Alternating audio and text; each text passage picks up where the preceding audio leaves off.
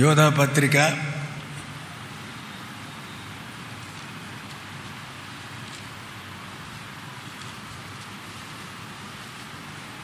20-21 కలిసి ఉంటాయి. అందరం కలిసి చదువుకుందాం. యోధా పత్రిక. భక్త కోటికి యోధా రాసిన పత్రిక 20-21.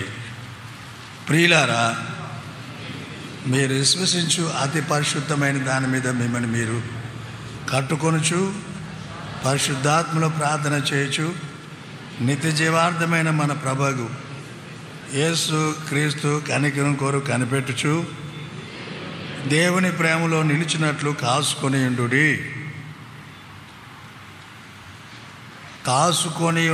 దేవుని ప్రేమలో నిలిచినట్లు కాసుకొని ఉండే అనే మాట వాగ్దానంలో ఒక మాట మనకి.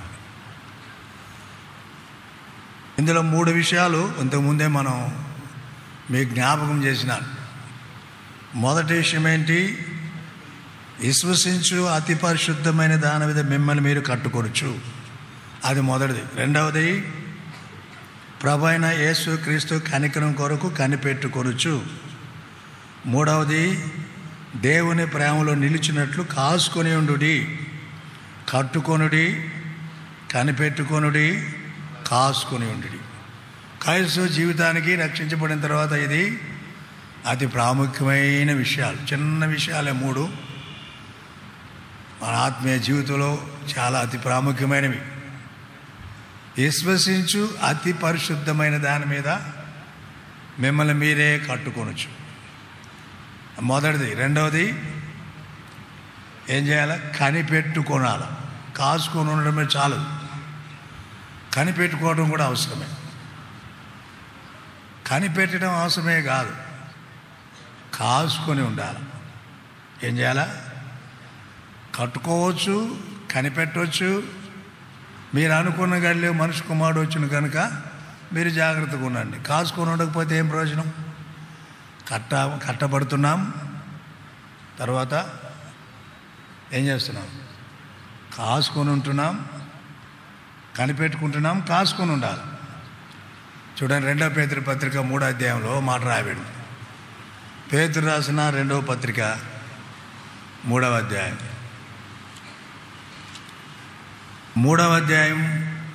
17వ వచనం కలిసి చదువుకుందాం. 3:17. ప్రియులారా, మీరు ఈ సంగతులు ముందుగా తెలుసుకొని ఉన్నాను గనుక మీరు నీతి విరోధుల తప్పు బోధలను తొలగింపబడి మీకు కలిగిన స్థిర మనసుని విడిచిపోకుండా కాసుకొని ఉండుడి. మీకు కలిగిన స్థిర మనసు విడిచిపోకుండా ఏం చేయాలంట? కాసుకొని ఉండాలి.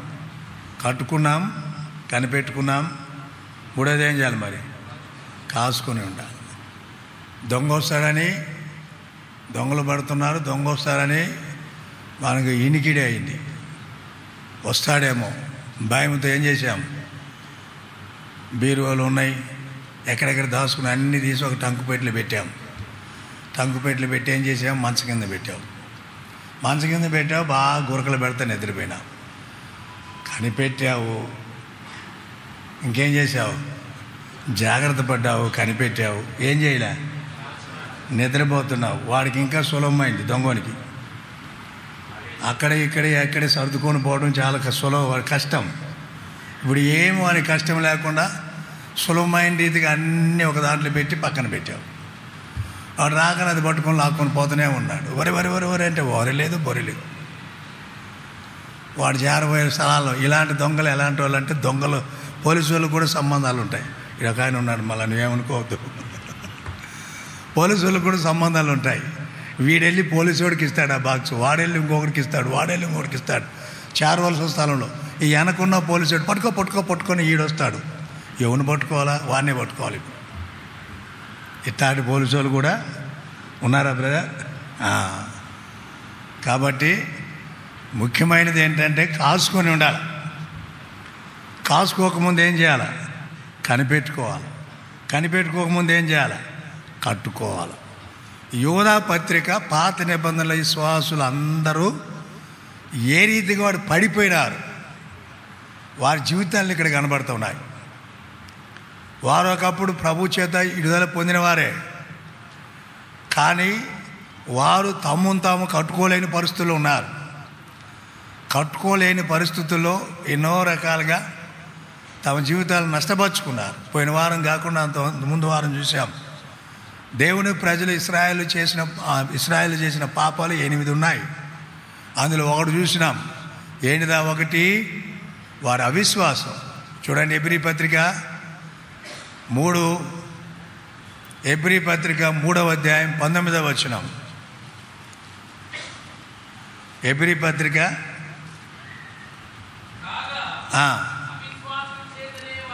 చూసారా? కాగా అవిశ్వాసం చేతనే వారు ప్రవేశింపలేకపోయిరి అని రాయబడింది. అవిశ్వాసం మొదట్లోనుందా లేక మధ్యలో వచ్చిందా? ఎలాగుంది? ఎప్పుడుంది? మొదటనే వాళ్ళకి అవిశ్వాసం ఉంటే ఐగుప్తు నుండి బయటకు వచ్చిండే వాళ్ళు కారు. ఎందుకు? మోషే చెప్పాడు. అనేక అద్భుతాలు ఎట్లా జరిగినాయో మనం ఆరాధనలు చూసినాం. ఈ అద్భుతాల ద్వారా బయటికి రాల. ఓ మాట చెప్పాడు, నువ్వు ఒక పని చేయి, మందలో ఉన్న గొర్రెపిల్లను, అది నిర్దోషమైన గొర్రెపిల్లగా ఉండాలి. 13 దినాలు ఉదయం సాయంకాలం ఆ గొర్రెపిల్ల పరీక్షించాలి. ఇశ్రాయేలు అందరూ 14 దినాలు సాయంకాలం ఆ గొర్రెపిల్లను వధించి ఆ రక్తాన్ని పాత్రలో పోయాలి. పాత్రలో పోసిన తర్వాత ఈ సోపు కుంచుతో ముంచి 2 తలుపులు 2 నిలువు కమ్ములకును పై అడ్డి కమ్ములకి రక్తాన్ని ప్రోక్షించాలి. ఆ రక్తాన్ని చూసి నేను మిమ్మల్ని దాటిపోతాను, సంహారకుడు మీ మీదకి రాడు. నిర్గమాకాండం 12వ అధ్యాయం 12-13 వచనాలు. నిర్గమాకాండం 12వ అధ్యాయం. మీరున్న ఇళ్ళ మీద రక్తాన్ని మీకు గుర్తుగా ఉంటుంది. నేను ఆ రక్తాన్ని చూసి దాటిపోతా. చదవండి. నేను ఆ రక్తమును చూసి మిమ్మల్ని నశింపజేయక. దేన్ని బట్టి వీళ్ళకు నాశనం తప్పించబడింది? దేన్ని బట్టి? అసలు పాయింట్లోకి రండి. దేన్ని బట్టి మీరు నశించరని ప్రభు చెప్పాడు? రక్తం. ఆ రక్తం మీద వీళ్ళకి నమ్మకం ఉంది. రక్తం అంటే గొర్రెపిల్లలు వధించాలా, రక్తం ప్రోక్షించాలా, రక్తాన్ని ఆ 2 నిలువు కమ్ముల మీద అడ్డక మీద ప్రోక్షించాలి. దీని ద్వారా మేము బయటికి వస్తాము, సంహారకుని ద్వారా నశించమనే విశ్వాసం వాళ్ళకు ఉంది. ఈ విశ్వాసాన్ని బట్టి వాళ్ళు ఏమొచ్చారు? బయటకు వచ్చారు. మిమ్మల్ని నేను నశింపజేయక. నాశనం తప్పించుకోవడానికి ఒకే ఒక మార్గం. ఇప్పుడు ఇక్కడ కూర్చున్న యవనస్తులు కానీ, వృద్ధులు కానీ, క్రైస్తువులు కానీ, లేక క్రైస్తవేత్తరులు కానీ, మీరు ఎవరైనా రాబో ఉగ్రత, రాబో నాశనం, రాబో శాపం తప్పించుకోవడానికి మానవునికి యావత్తు ప్రపంచంలో వారు ఎవరైనా కావచ్చు, గొప్పవారు కానీ, సామాన్యులు కానీ, సామంతులు కానీ, రాజులు కానీ, చక్రవర్తులు కానీ, ధనికులు కానీ, ఎవరైనా ఒకే ఒక మార్గం. ఆ మార్గం ఏంటంటే రక్తం. ఏంటిదా మార్గం? నేను ఆ రక్తమును చూస్తా. లేక గుర్తు. ఏం గుర్తు అది? 2 నిలువు కమ్ములకు పైన అడ్డిక రక్తాన్ని ప్రోక్షించి సంహారకుడు వచ్చాడు. దేవుడు పంపించాడు. సంహారకుడు చూశాడు, దాటిపోయినాడు. ఈ రక్తపు గుర్తు ఏ ఇంటి మీద లేదో ఆ ఇంటిలో ఏముంది? మరణం ఉంది. ప్రతి ఇంట్లో మరణం ఉంది. సంఖ్యాకాండం 33వ అధ్యాయం 3వ వచనం. సంఖ్యాకాండం 33:3.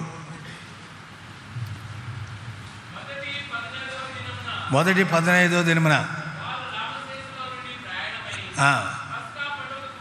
పస్కా పండుగకు మరునాడు యెహోవా హతము చేసిన తొలుసులు అందరినీ ఐగుప్తీయులు పాతిపెట్టుచుండగా ఇశ్రాయేలు జయోత్సాహంతో వీళ్ళు బయలుదేరారు. ఉత్సాహంతో వారు వేదనతో రొమ్ము కొట్టుకుంటా కన్నీటితో వాళ్ళ జ్యేష్ఠ కుమారులందరినీ ఎవరింటికి వారే పాతి పెట్టుకుంటున్నారు. ఒక పక్కోడింటి ఈ ఇంటోడు పోయి ఆ పక్కింటికి సహకరించే అవకాశం కూడా లేదు. ఎందుకు లేదు అంటే ఐగుప్తులో ఉన్న ప్రతి ఐగుప్తునింటే మరణం ఉంది. సింహాసనం మీద కూర్చున్న రాజు ఇంట్లో, చెరసాల ఇంట్లో ఉన్న వాళ్ళు కూడా మరణం ఉంది. 12:29 చూడండి, నిర్గమకాండం 12:29. నిర్గమకాండం త్వరగా. అర్ధరాత్రి వేళ జరిగినదేమనగా, సింహాసనం మీద కూర్చున్న ఫరో మొదలుకొని చెరసాలో ఉన్న తొలిపిల్ల ఖైదీ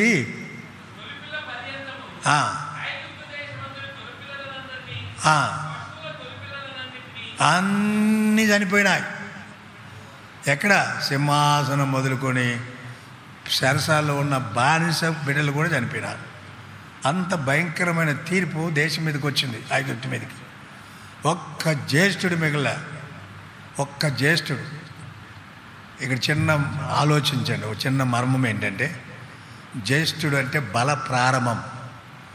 ఐగుప్తుల యొక్క బల ప్రారంభం, శక్తి, ఔన్నత్యాన్ని దేవుడు నాశనం చేశాడంటే, ఐగుప్తులో నుండి బయటకు వచ్చిన ఇశ్రాయేల్ యొక్క ఔన్నత్యము, బలము, శక్తి, సామర్థ్యము దేవునికి ఇవ్వాల.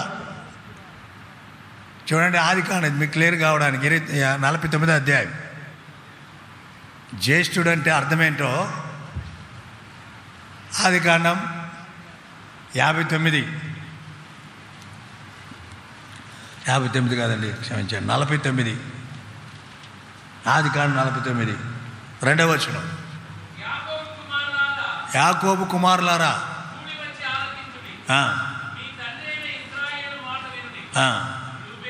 రూబేను, నీవు నా పెద్ద కుమారుడు. ఒకటి నా శక్తి, నా బలము, పదం ఫలమును, ఔన్నత్యమును. ఇది జ్యేష్ఠుడంటే.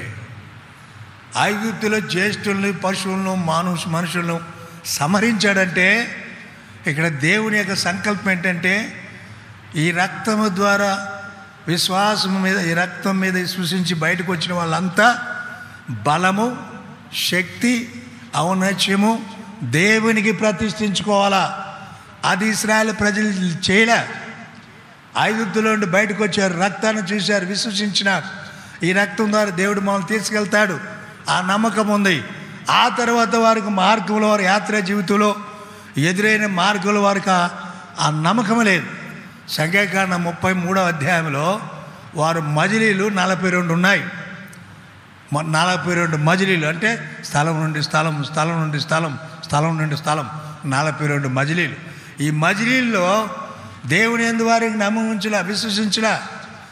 కానాన్ దేశాన్ని ఏగు చూసినటువంటి వారు చెడ సమాసం తీసుకొచ్చారు, అవిశ్వాసులై. కాబట్టి దేవుడు వారిని ఏం చేసినాడంట? ఒక్కడు ప్రవేశించలా, రాలిపోయినారు. చూడండి 32 అధ్యాయం నిర్గమకాండం.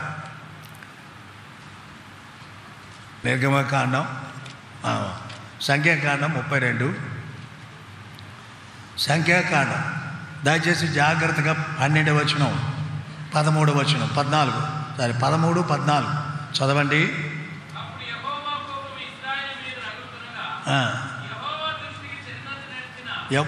యెహోవా దృష్టికి చెడు నడత నడిచిన ఆ తరం వారు అందరూ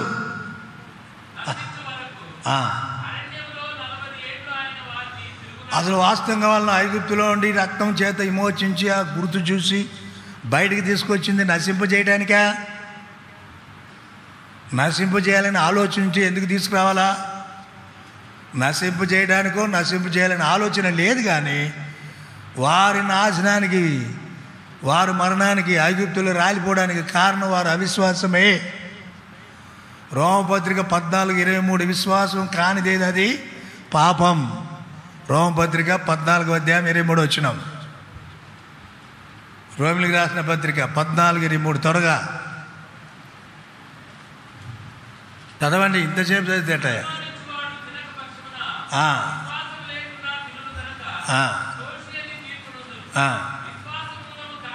విశ్వాసం మూలం కానిదేదో అదే పాపం. పాపం అంటే ఏంటి?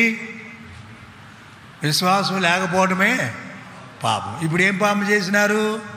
ఇప్పుడు అదే సంఖ్యాకాండం 32:14 చూడండి. సంఖ్యాకాండం 32:14. ఇప్పుడు ఇశ్రాయేలు ఎడల యెహోవాకు కోపము మరి ఎక్కువగా పుట్టించున్నట్లుగా ఆ పాపుల సంతానమైన మీరు చూసారా, పాపములు సంతానం అంటే అది. ఆ రాలిపోయిన వాళ్ళంతా పాపులు అంట, బయటకు వచ్చిన వాళ్ళంతా పాపులు. ఏం కారణం? వారి యాత్రలో సనుగులు, సంశయాలు, తిరుగుబాటు, అవిధేయత, మూర్ఖంగా ప్రవర్తించినారు. బయటకు వచ్చినారు సంతోషంతో, బయటకు వచ్చినారు ఉత్సాహంతో, కానీ విశ్వాసం లేదు. అందుకే అరణ్యంలో పుట్టినటువంటి వీళ్ళందరితో దేవుడు అంటాడు, ఆ మూర్ఖుల సంతానం, ఆ పాపాత్ముల సంతానం మీరు, మిమ్మల్ని తీసుకెళ్తాడా. కాబట్టి వాళ్ళు రాలిపోవడానికి మూలం ఏంటంటే వారి శరీరము, వారి పాపము, వారి అవిధేయత, వారి అవిశ్వాసం. కాబట్టి విశ్వసించు అతి పరిశుద్ధమైన దాని మీద మనం కట్టబడాలంటే విశ్వాసమైన మన జీవితంలో నీ అవిశ్వాసం ఎక్కడి నుంచి ఆరంభమైంది? యేసు ప్రభు రక్తంలో విశ్వసించే నాకు పాప క్షమాపణ ఉంది నమ్మినావు. ఇప్పుడు అదే విశ్వాసం ఉందా? ఆ విశ్వాసంలో నిలకడగా ఉన్నామా? ఆ విశ్వాసంలో కొనసాగుతున్నామా? 1 కొరింథీ పత్రిక 16:13 మెలకువ కలిగి ఉండుడి, విశ్వాసమందు నిలకడగా ఉండుడి. చూడండి 16:13 1 కొరింథీ పత్రిక.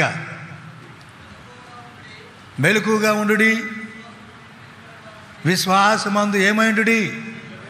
నిలకడగా ఉండుడి. విశ్వాసమందు నిలకడగా ఉండుడి. చాలు. మెలకుగా ఉండి విశ్వాసం అందు నిలకడగా ఉండుడి. గలతీ పత్రిక 5:1. గలతీ పత్రిక 5:1. ఈ స్వాతంత్రం అనుగ్రహించి క్రీస్తు మనల్ని స్వతంత్రులుగా చేస్తున్నాడు. కాబట్టి వినండి, మీరు స్థిరముగా నిలిచి మరలా దాస్యమైన కాడి క్రింద చిక్కుకొనుకుడి. ఇశ్రాయేలు ప్రజలు ఏం చేశారండి? స్థిరముగా నిలబడ, మరలా వెళ్ళారు. ఫిలిప్పీ పత్రిక 4:1. ఫిలిప్పీ పత్రిక 4వ అధ్యాయం. కావున నేను అపేక్షించు నా ప్రియ సహోదరులారా, నా ఆనందమును నా కిరీటమై ఉన్న నా ప్రియులారా, ఇట్లు ప్రభునందు ఏమై ఉండుడి? స్థిరులై ఉండుడి. ప్రభునందు సోదరుడా సోదరి, ఆనాడు మన పూర్వీకులు బయటకు వచ్చారు, వారి అవిశ్వాసం బట్టి రాలిపోయినారు. అందుకే మనం ఎబ్రీ పత్రిక ముందే చదివాను 3:19 వారి అవిశ్వాసం ద్వారా వారు ప్రవేశించలేకపోయిరి. స్పష్టంగా ఉంది. వాళ్ళు ఎందుకు ప్రవేశించలే? వారి అవిశ్వాసం. దేవుడు మెచ్చుకోనది, దేవుడు అసహించుకునేది అవిశ్వాసాన్ని సహించడం. ఎన్నో కార్యాలు వాళ్ళ కళ్ళ ముందు దేవుడు చేశాడు, చూశారు. ఆ రక్తంతో బయటకు వస్తామని నమ్మారు, విశ్వసించినారు. బయటకు వచ్చిన తర్వాత ఆయన మీద తిరుగుబాటు చేస్తూ వచ్చారు. ఈనాడు మనం కూడా రక్షించబడక ముందు ప్రభువా, యేసు ప్రభువా, నేను పాపిని రక్తంలో కడుగు, నమ్మినావు, రక్షించబడ్డావు, మరణంలోని జీవులను దాటించబడ్డావు. నాటి నుండి నేటి వరకు ఈ మధ్యాహ్నం ఇక్కడ కూర్చున్న సహోదరుడా సహోదరి, స్థిరంగా ఉన్నామా? నిలకడగా ఉన్నామా? విశ్వాసములో, ఆ విశ్వాసంలో స్థిరంగా ఉండి నిలకడగా ఉండాలంటే ఎబ్రీ పత్రిక 12 ఏంటిది వాగ్దానం? చెప్పండి. ఇంత గొప్ప సాక్షి సమూహం మేఘం వల్ల మనలను ఆవరించినందున మనమును ప్రతి భారమును సులువుగా చిక్కులు పెట్టే పాపాన్ని విడిచిపెట్టి విశ్వాసానికి కర్త, దాన్ని కొనసాగించు యేసు వైపు చూడాలి. విశ్వాసం కావాలంటే, విశ్వాసం రావాలంటే, విశ్వాసంలో వృద్ధి పొందాలంటే, విశ్వాసంలో బలం పొందాలంటే ఏం చేయాలా? యేసు వైపు చూడాలి. మనుషుల వైపు కాదు, సిద్ధాంతం వైపు కాదు, వ్యక్తుల వైపు కాదు, లేక ఇంకే లోకంలో ఏ వైపు ఎవరి వైపు చూడకూడదు. వాళ్ళు చూస్తే వాళ్ళ బలహీనతలే కనబడతాయి, వాళ్ళ లోపాలే కనబడతాయి. కాబట్టి మీరు కానీ నేను కానీ వ్యక్తిగతంగా విశ్వాసం అంతకంతకు రూపాంతరము చెంది ప్రభు యొక్క పోలికలోనికి రావాలంటే ఈ దుష్టలోకంలో, భ్రష్టలోకంలో, పాపం యొక్క ప్రభావం కింద మానవుడు జీవిస్తూ జీవితాన్ని నాశనం చేసుకుంటున్న ఈ దుష్ట ప్రపంచంలో యేసు వైపు చూడటమే నీ విధి, నా విధి. కాబట్టి వాళ్ళు విశ్వసించు అతి పరిశుద్ధమైన మీద కట్టుకోవడానికి మార్గా ఏం చేశారంట, పడగొట్టబడుతూ వచ్చారు, పాడైతూ వచ్చారు, రాలిపోతూ వచ్చారు. వారికి విశ్వాసమే లేదు. విశ్వసించు అతి పరిశుద్ధమైన దాని మీద మిమ్మల్ని మీరే కట్టుకోనడి. అది ముఖ్యమైనది. రెండవ పాపం ఏంటి? రండి, రెండవ పాపం అది కాదు. ఎబ్రీ పత్రిక 3:12, 3:17 రెండవ పాపం. ఎబ్రీ 3:17 త్వరగా.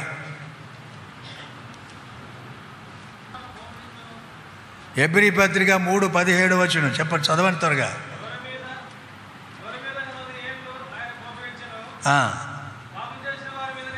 ఎవరు పాపం చేసింది? ఈ పత్రిక విశ్వాసులకు రాశాడా, అవిశ్వాసులకు రాసినాడా? భక్త కోటికి. అందుకే ముందే చెప్పాను, భక్త కోటికి. ఎవరికి రాశారు? భక్తులకు రాశారు. వాళ్ళు ఏం చేశారంట? 40 ఏళ్ళు ఎవరి మీద కోపగించిందంటే ఎవరి మీద అంట? పాపం చేసిన ఏం పాపం? సంఖ్యాకాండం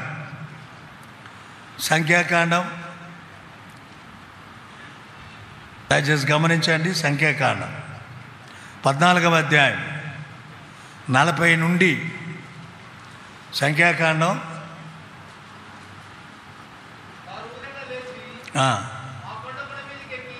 వారు ఉదయమునే లేచి ఆ కొన మీదకి ఎక్కి చిత్తమండి మేము పాపం చేసిన వారు. ఎప్పుడు ఈ మాట అన్నారు తెలుసా? సందర్భం ఏమని తెలుసా? బాగా గమనించండి, వినండి జాగ్రత్తగా. యోర్దాను నది దాటి అవతలికి వెళ్ళి 40 దినాలు కానాను వేగు చూసి రమ్మన్నాడు. వేగు చూసి వచ్చారు. వచ్చిన తర్వాత చెడ్డ సమాచారం తెచ్చాడు. చెడ్డ సమాచారం తెచ్చిన తర్వాత అందరూ ఏడ్చారు. ఏడ్చిన తర్వాత దేవుడు ఏమన్నాడంటే, వీళ్ళను మరలా ముందుకు పోనీయొద్దు, ముందుకంటే కానాల్లోకి పోనీయొద్దు, వాళ్ళు వచ్చిన మార్గాన్ని మరలా వెనక్కి బొమ్మను పంపించేయి అని చెప్పినాడు. సంఖ్యాకాండం 14:25 చూడండి. సంఖ్యాకాండం 14:25. అతని సంతతి ఎవరు? కాలేబు సంతతి.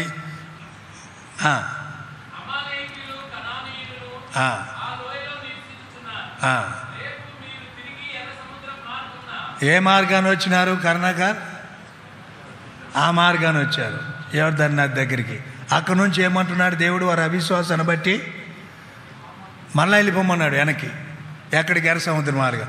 ఎర్ర సముద్ర మార్గాన వెళ్ళమని మోషే ఇశ్రాయేల్ ప్రజలకు చెప్పినప్పుడు వాళ్ళు ఏమంటున్నారంటే, లేదు మేము మరలా ఇక్కడికి వెళ్తాం. ఎక్కడికి? కానానికి వెళ్తామని చెప్పి అన్నారు. అది సంఖ్యాకాండం 14:40. ఇప్పుడు చెప్పండి, ఇప్పుడు చదవండి. మరలా అంటే దేవుడు ఏం చెప్పాడు? వెనక్కి బొమ్మన్నాడు. వీళ్ళు ఏం చేస్తున్నారు? లేని మేము ముందుకే పోతాం. చదవండి ఇప్పుడు.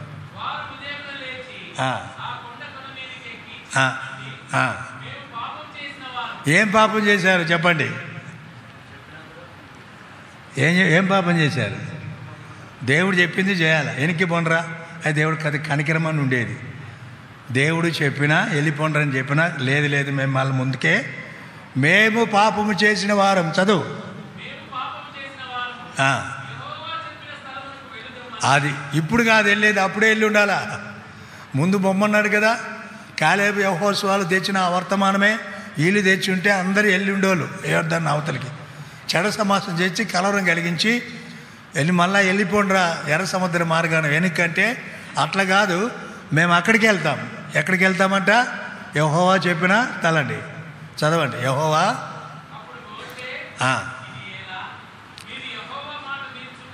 అది సంగతి. మరలా చదవయ్యా 40 మొత్తం. వారు ఉదయాన్నే లేచి ఆ కొన మీదకి ఎక్కి చిత్తమండి. ఎవరు పాపం చేశారు? ఏం పాపం చేశారు? దేవుడు చెప్పింది చేయకపోవటమే పాపం. దేవుడి మీద నమ్మకపోవటమే పాపం. కానాను దేశం వెళ్ళి తేగు చూసే మంచి దేశమని ఎరిగి అది నమ్మకుండా చెడ్డ సమాజం చెప్పి వాళ్ళే కాదు వాళ్ళతో కూడా సమాజానికి నాశనం తెచ్చారు. కాబట్టి ఇప్పుడు వెళ్ళొద్దు మీరు. వాళ్ళు ఏమంటారు? మళ్ళీ చదవండి, అదే కిందికి చదవండి. ఇంకా అప్పుడు మోషే, ఇది ఎలా? యెహోవా మాట మీరుచున్నారే, అది కొనసాగదు. యెహోవా మీ మధ్యన లేడు. వినండి, యెహోవా మాట మీరినవే కాకుండా మొదటిదిగా అవిశ్వాసం, అవిధేయత, రెండవది దేవుని మాటలు ధిక్కరించటం, మూడవది దేవుడు మీ మధ్య లేడు. చదవండి, యెహోవా మీ మధ్య లేడు కనుక మీ శత్రువులు ఎదుట ఏం చేయబడతారు? మీరు హతం చేయబడతారు. ఇది వారు చేసిన పాపం. ఈ పాపాన్ని ఎబ్రీ గ్రంథకర్త 3:17 40 ఏళ్ళు ఎవరి మీద కోపగించింది? పాపం చేసిన వారు. ఏం పాపం అది? ఏం పాపం? దేవుడు చెప్పిన స్థలానికి పోకపోవటమే, దేవుడు చూపించిన స్థలాన్ని నిరాకరించడమే. దేవుడు మళ్ళీ ఎనికి బొండరా అంటే పోలా. మేము పాపం చేసినాం. ప్రియ సహోదర సహోదరి, విశ్వసించు అతి పరిశుద్ధమైన దాని మీద విశ్వాసి కట్టబడాలా. ఇప్పుడు ఏం చేస్తున్నారు వాళ్ళ ఆత్మీయ జీవితంలో? దేవుని మాట ఎందుకు నమ్మిక ఉంచలా. దేవుడు వారిని వదిలిపెట్టాడు, దేవుడు వారిని విడిచిపెట్టాడు. యెహోవా నిన్ను విడిచి పగవాడు కాగా నన్ను అడుగుట ఏమి ప్రయోజనం? సమూయేలు సౌలుతో అంటాడు, 1 సమూయేలు 28:16. అలాగే ఇశ్రాయేలు ప్రజలతో దేవుడు లేడు, యెహోవా లేడు.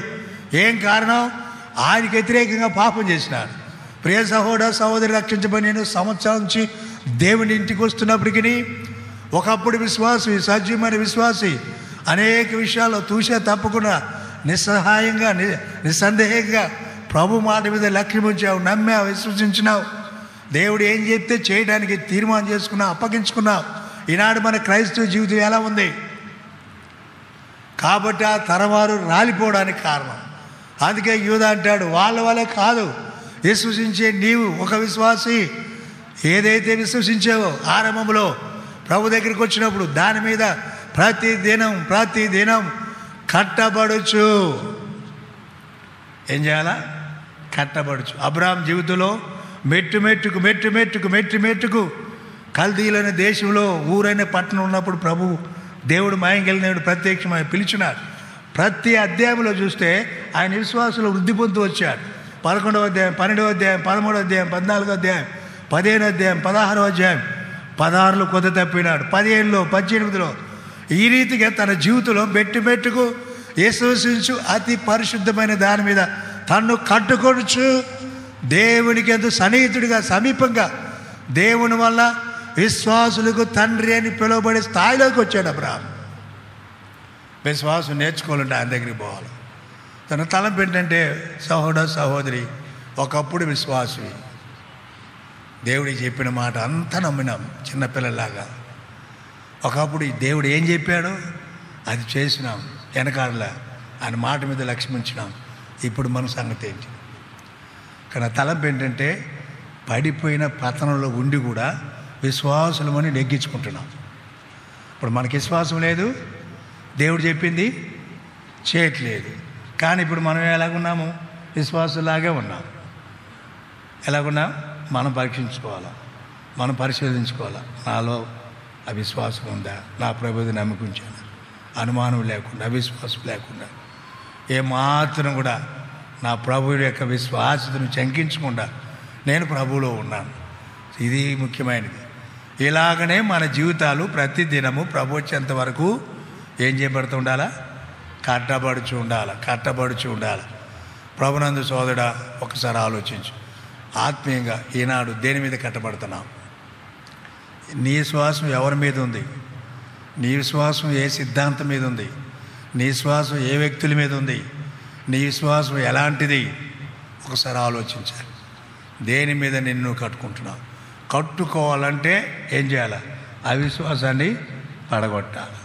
కట్టుకోవాలంటే అవిధేయతను పడగొట్టాలి. అప్పుడే విశ్వసించు అతి పరిశుద్ధమైన దాని మీద మరలా మనము కట్టుకోగలం. కట్టుకొనుట, కట్టబడుట, కట్టేదను 3 మాటలు ఉన్నాయి. ఆ సంఘాన్ని నేను కడతా. మత్తయి సువార్త 16:18. కొలసీ పత్రిక 2:7, మిమ్మల్ని మీరే ఒక గృహంగా కట్టుకొనుడి. యోధా పత్రిక, నిన్ను నీవే కట్టుకో. ప్రభు నిన్ను కడుతున్నాడా? ఒక కుటుంబంగా కట్టబడుతున్నావా? నీ ఆత్మీయ జీవితాన్ని నీ అంతా నీవు కట్టుకుంటున్నావా? కట్టుకోవటం, కట్టబడటం, ప్రభు చేత కట్టబడటం. నేను కట్టుదను. ఆయన మన జీవితాన్ని, పడిపోయిన మన జీవితాన్ని కట్టాలంటే, ప్రభు నేను అవిశ్వాసిని, ఎన్నో పర్యాయములు శంకించిన, అవిశ్వాసిగా ప్రవర్తించిన, తిరుగుబాటు చేసిన, అవిధేయత చూపించిన, నీ మాట యందు సజీవమైన శక్తి కలిగిన మహత్తరమైన నీ మాటను పట్టుకోలేకపోయినాను, అనుమానించున్నాను. ఆ జీవితాన్ని కట్టు ప్రభు అని రా ప్రభు దగ్గరికి. కడతానన్నావు, నా సంఘాన్ని కడతానన్నావు, నన్ను కట్టు. నేను పడిపోయినా, నాకు తెలుసు, నాకు అర్థమవుతుంది. ఆరంభంలో ఉన్నటువంటి ఆ జీవము, ఉద్యోగము, ఆశ, ఆసక్తి, ఆ విశ్వాసము, ఆ త్యాగము తూషా తప్పకుండా చిన్నపిల్లలు నమ్మినట్లు ప్రతి మాట నమ్ముతూ వచ్చినా ఈనాడు అనుమానాలు వస్తున్నాయి. పడగొట్టు. కానీ చెత్త చెదారం అంతా నీ బుర్రలో ఉండి, నీ హృదయంలో ఉండి, జీవితంలో ఉండి పడగొడితేనే కట్టుకోగలం. విశ్వసించు అతి పరిశుద్ధమైన దాని మీద మిమ్మల్ని మీరే కట్టుకొనుచు. సోదరుడా, మన విశ్వాస జీవితం, మన వ్యక్తిగతంగా క్రైస్తవ జీవితం ఎలాగా ప్రభుతో గడుపుతున్నాం, ఎలాగా ప్రభుతో మనం సాగిపోతున్నాం. కాబట్టే ఈ పత్రిక మరలా చదువుకోండి. యోధా పత్రిక ఎలాగా ఇశ్రాయేలు పడగొట్టబడ్డారు, పడిపోయినారు, జారిపోయినారు. ఆ మాట చూడండి మీరు. మాకు కావాలా? యోధా పత్రిక 5వ వచనం. యోధా పత్రిక 5వ వచనం. ఈ సంగతులన్నీ మీరు ముందటనే ఎరిగి ఉన్నాను.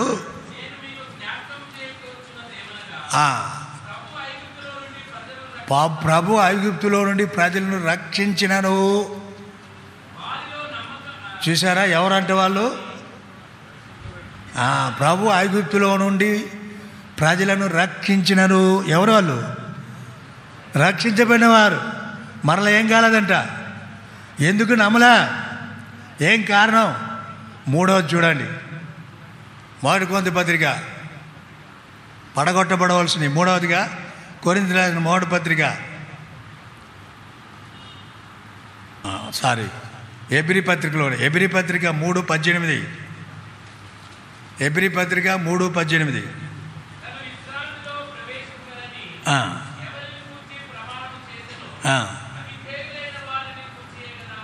4, 6, 7.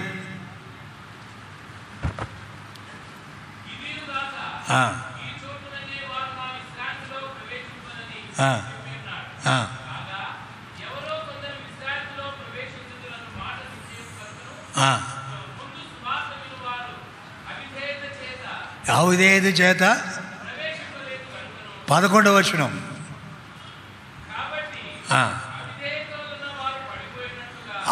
అవిధేయత వల్ల ఏమైనారంట? ఎవరి ఇల్లు? ఒకప్పుడు విధేయులే, ఇప్పుడు ఏంటంట? అవిధేయులు. అవిధేయత ఏమైందంట? పతనానికి మూలం. అవిధేయత వల్ల ఏమైనారంటే వాళ్ళు పడిపోయినారు. యావత్తు ప్రపంచం మీదకి పాపం యొక్క సూచన ఏంటి? పాపం అంటే ఏంటి? ప్రపంచం మీద మానవుని పరిపాలన చేస్తున్న పాపం ఏంటి?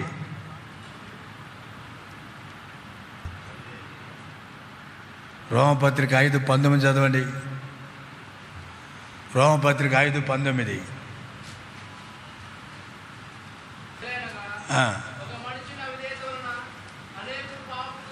ఏంటంట? ఒక్క మనుషుని యొక్క అవిధేయత వలన అనేకులు పాపులుగా చెప్పాట. పాపానికి మూలమేంటి? ఇప్పుడు మనం అనుకుందాం, ఇక్కడ కూర్చున్నాం మనం అందరం, బ్రదర్స్ కావచ్చు, సిస్టర్స్ కావచ్చు, ఇందులో ఏమీ నాయింపు లేకుండా అవిశ్వాసం లేదా? దేవుని మాట యందు ఎన్నో పర్యాయములు ధిక్కరించిన ప్రభు నీతో మాట్లాడినా సరి చేసుకోకుండా, నాకు కాదు, ఇది నాది కాదు, నాకు అక్కర్లేదని దేవుని మాట నిరాకరించిన దినాలు, వారాలు, సంవత్సరాలు నీ జీవితంలో ఉన్నాయి. ఆయన మాటని ఎందుకు మీరుతున్నావు? 3వది ఏంటంట? అవిధేయత. ఒకప్పుడు విధేయులే, ఇప్పుడు ఏమైనారు? అవిధేయత. చిన్నలో పెద్దలో దేని వాక్యం ద్వారా నువ్వు సంధించబడ్డప్పుడు తూషా తప్పకుండా ప్రభా నాతో మాట్లాడినావు, నీ లోబడుతున్నా, సరి చేసుకొని ఇష్టపడుతున్నా. ఎంతమంది ఉన్నారు మనలో? ఇది చెప్తే మేము ఎందుకు లోబడాలి? పెద్దలు చిన్నలకు లోబట్లే, చిన్నలు పెద్దలకు లోబట్లే, తల్లిదండ్రులకు బిడ్డలు లోబట్లే, భార్యకి భర్తకు విధేయ చూపించట్లే, భర్త భార్యకి విధేయ చూపించలే. అంత ఎక్కడ చూసినా ఇది పెద్ద జాటి అయిపోయింది అవిధేయత. సులభంగా ఉంటుంది అది పెద్ద తప్పుగా మనం కనపడలే. వాక్యంలో మాత్రం చాలా భూతత్వంలో చూస్తున్నాడు దేవుడు దీన్ని. లోకరీతిగా అది పెద్ద బలి ఇంత కాదు కదా. ఏదో ఒకసారి లోపల లేదు, అవిధేయ చూపించా, తిరుగుబాటు చేశా, అది మన కొరకు సరిపోయింది, మంచిదే. దేవుని దృష్టిలో పెద్ద భూతత్వం చూపిస్తున్నాడు. నువ్వు అవిధేయుడివి. ఎన్ని పర్యాయాలు అవిధేయ చూపించినాం. కానీ ఇప్పుడు ఏం చేయాలి? విశ్వసించు ఆరంభంలో ఏమి విశ్వాసవి విధేయత చూపించినావు. మరలా ఇప్పుడు ఏం చేయాలి? అవిశ్వాసంలో మరలా ఆ విధేయతలు నిన్నువే కట్టుకోవాలి. ప్రభా నేను లోపల అవిధేయ చూపించి ఇప్పుడు లోపడతా. విధేయ నువ్వేమన్నా చెప్పు ప్రభా, నేను సిద్ధంగా ఉన్నా లోపడ్డాను. మారు మాట లేకుండా విధేయ చూపిస్తా. కట్టుకోవటం. నాలుగోది ఒక మాట చూసి ముద్ద రండి. నాలుగోది ఏంటంటే మొదటి కొరింథీ పత్రిక 10:6. మొదటి కొరింథీ పత్రిక 10:6. త్వరగా. వారు ఆశించిన ప్రకారము. చూశారా? వారు ఆశించిన ప్రకారం మనము చెడ్డవాటిని ఆశింపక. సంఖ్యాకాండం 11:4. సంఖ్యాకాండం 11వ అధ్యాయం 4వ వచనం.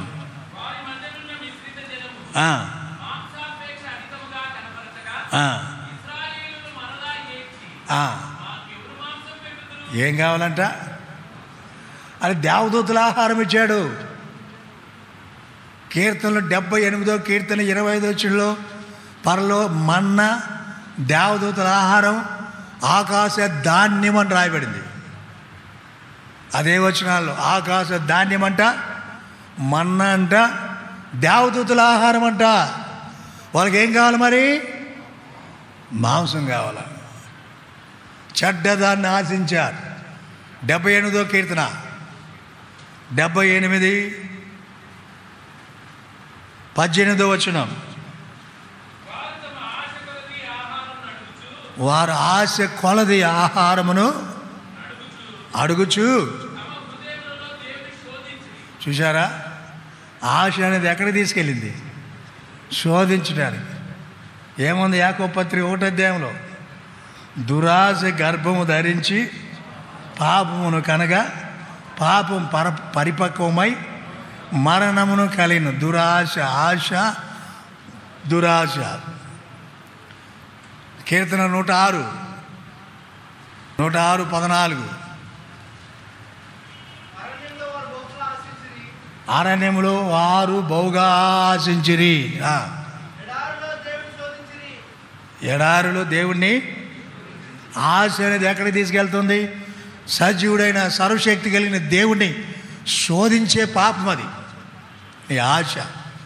ప్రియ సహోదర సహోదరి, మొదటి కొరింథీ పత్రిక 10:6, సంఖ్యాకాండం 11:4, 78వ కీర్తన 18, 106వ కీర్తన 14 ప్రకారం ఇక్కడ ఉన్న వాళ్ళు ఉన్నారా లేరా? ఏది నీకు సంబంధించింది కాదో, ఏది నీది కాదో, ఏది నీకు అవసరం లేదో, ఏది నీకు చెందడదో ఎన్ని పర్యాయములు ఇక్కడ కూర్చొని విశ్వాసులు ఆశిస్తున్నారు. నీది కాకపోయినా, అవసరం లేకపోయినా, దాని గురించి నీకు సరైన అవసరమైన అవగాహన లేకపోయినా నీకు అది కావాలి, ఇది కావాలి, అది కావాలి, ఇది కావాలి. ఒక్కొక్క విశ్వాసం పరీక్షించుకోనండి. ఎన్ని పర్యాయములు ఇలాంటి పాపాన్ని మనం కలిగి ఉన్నాం. నీది కాందాన్ని ఆశించడం పాపం అంటే ఏంటి? పాపం ప్రయాసానికి మూలమేంటి? చెప్పండి సిస్టర్స్, చెప్పండి.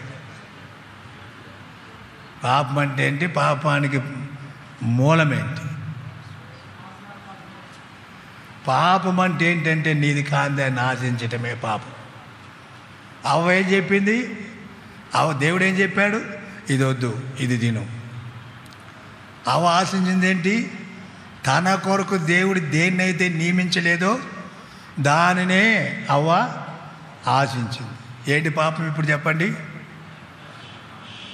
ఏంటి పాపం? నీది కాని దాన్ని, నీకు సంబంధించిన దాన్ని ఆశించటమే, నీకు అవసరం లేని దాన్ని ఆశించటమే.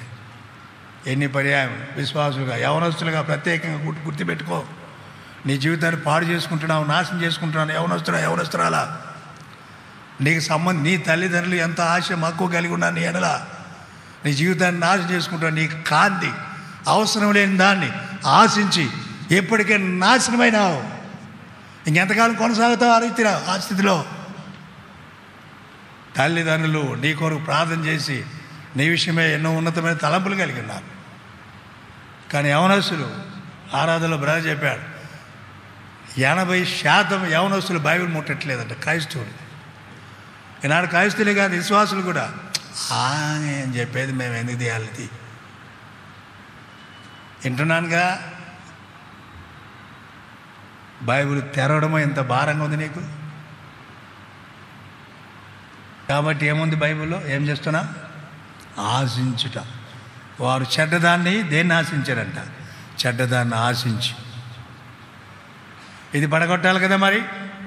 ప్రతి హృదయంలో గూడు కట్టుకొని ఉంది. ఏంటిది?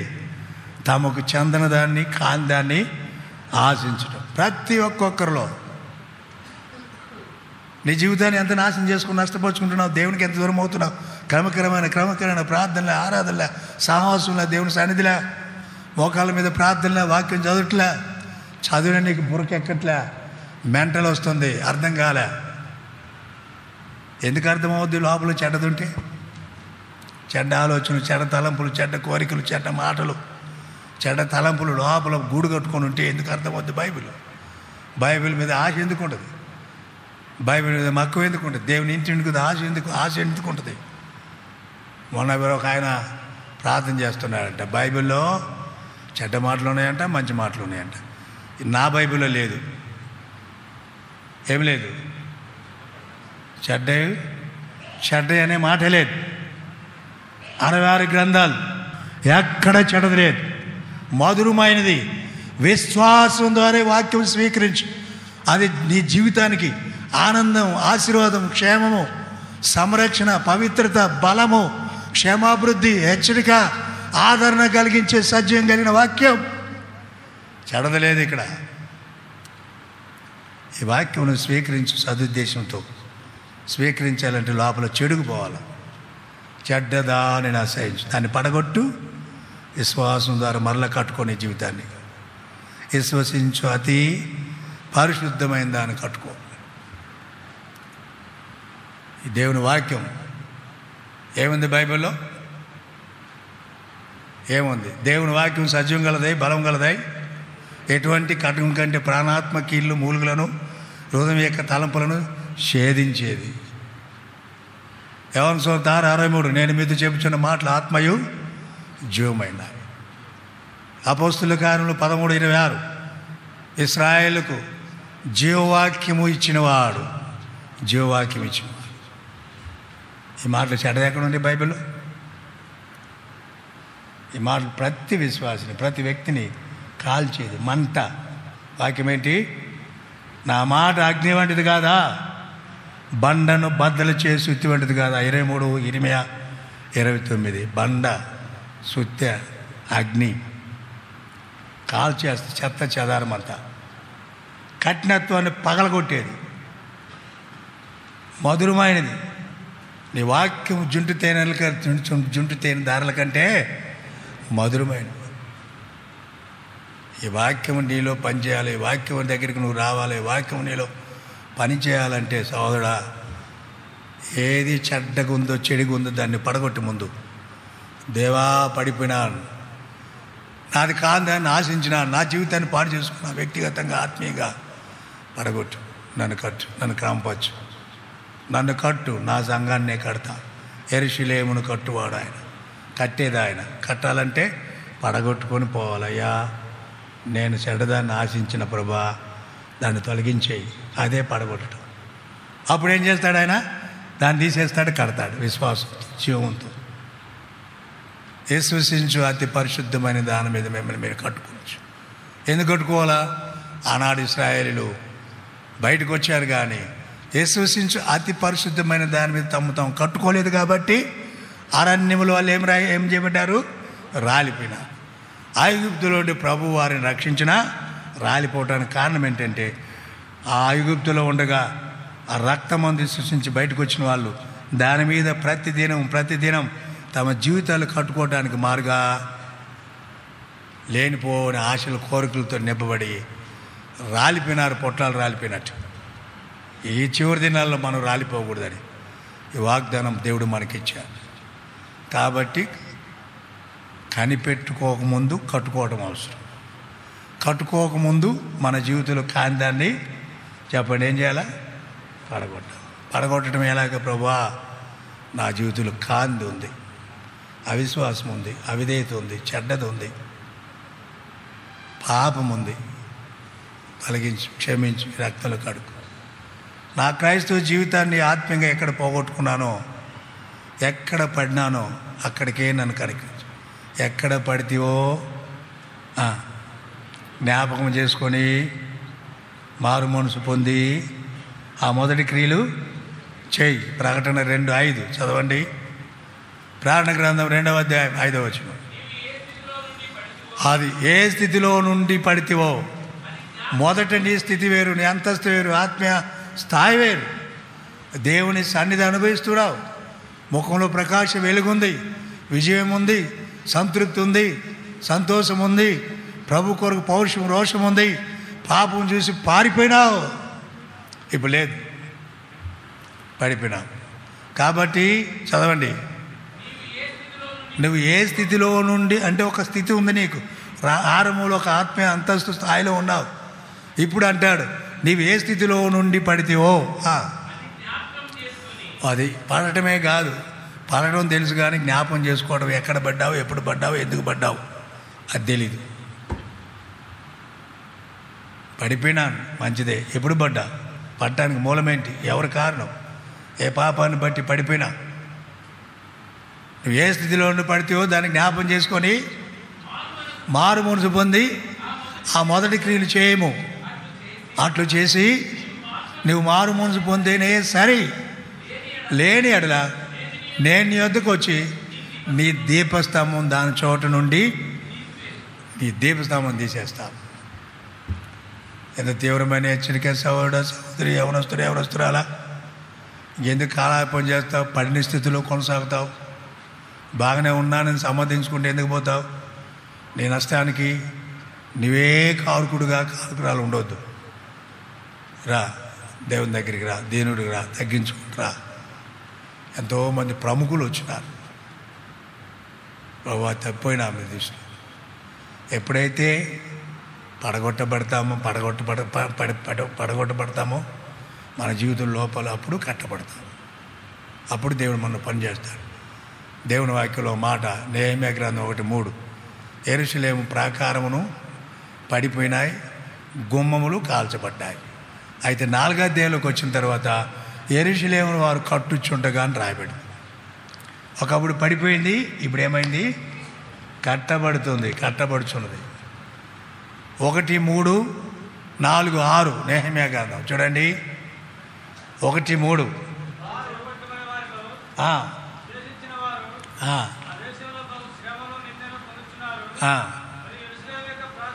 ప్రాకారములు ఏం చేయబడ్డాయి?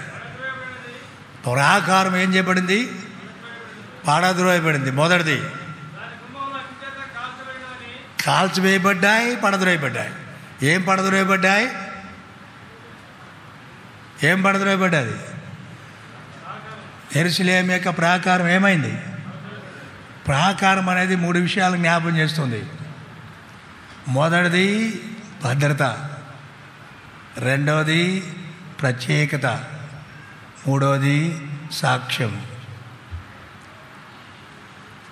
ఇంటికంటే ముందు చూసేది ప్రాకారం, అది సాక్ష్యం. రెండవది భద్రత, జంతువులు, మృగాలు, పశువులు, గాడిదలు లోపలికి రావు ఇంట్లోకి, ప్రాకారం ఉంటే భద్రత. మూడవది ప్రత్యేకమైన జీవితం. ఇక్కడ మనం ప్రాకారం కట్టామంటే అవతల స్థలం నుండి మన స్థలం ఏమవుతుంది? వేరైంది. ఇప్పుడు మరలా ఏం చేయబడుతుందంట? 4:6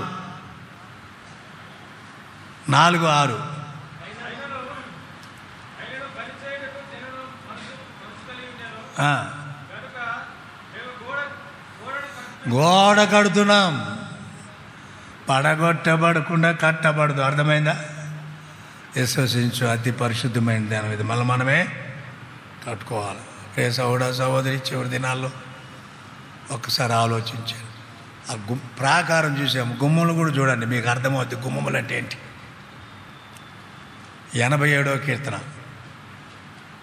87 గుమ్మాలు చూడండి. ఆడేం చేయబడ్డాయి? ప్రాకారాలు పడగొట్టబడ్డాయి, గుమ్మాలు కాల్చబడ్డాయి. ఆ గుమ్మలు అంటే ఏంటి? 87వ కీర్తన కలిసి చదువుకుందాం అందరం. 87వ కీర్తన దయచేసి గమనించండి. మొదటి 2 వచనాలు, 87 మొదటి 2 వచనాలు.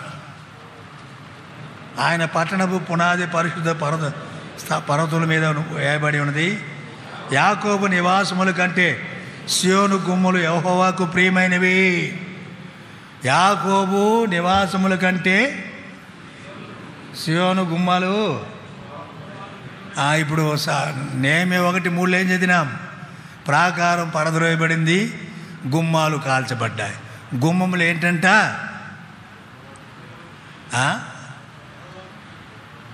ఏం జవదాస్ ఏంటంట? యాకోబు నివాసాల కంటే యెహోవా సియోను యొక్క గుమ్మములు యెహోవాకు ప్రియమైన గుమ్మములు ఏమైనాయి అంట? కాల్చిపోయినాయి. గుమ్మములు కాలిపోయినంటే ప్రవేశం లేదు. అందరిని ఆహ్వానించడం. ఆదివారం కదా రావాలి అందరం. ఆ తలుపులేసామనుకో గేట్లు ఎట్టొస్తావు? గుమ్మాలు ఏమైనా? యెహోవాకు ప్రియమైన గుమ్మాలు ఏమైనా?